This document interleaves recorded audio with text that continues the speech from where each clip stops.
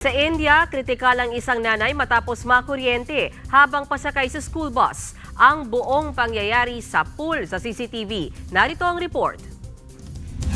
Sa video na ito sa Kalaburagi City sa India, kita ang mag-inang pasakay ng school bus nang biglang nakuryente ang nanay. Nangisay siya at bumagsak sa kalsada.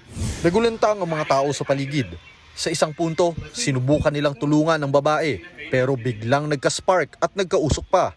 Hindi agad malapitan ang nanay dahil may mga pagputok.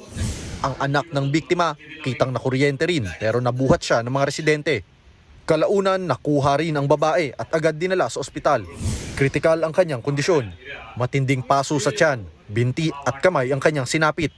Base sa investigasyon, may nakalaylay na live wire sa bus stop. Dumikit ito sa mismong bus, kaya nang tumapak ang biktima ay agad siyang na-electric shock. Sakay ng bus ang 11 batang may kapansanan pero hindi sila nakuryente dahil rubber type ang loob ng bus. Hindi ito conductor ng kuryente. Matagal na raw inirereklamo ng mga residente ang mga nakalaylay na live wire, lalo't may namatay na ring estudyante dahil diyan.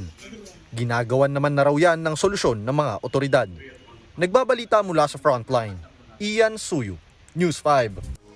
Mga kapatid, Mean Los Baños po. Huwag magpahuli sa mga balita at impormasyong dapat ninyong malaman. Para sa mas malawak na balitaan at diskusyon, mag-follow at mag-subscribe sa social media pages ng News 5.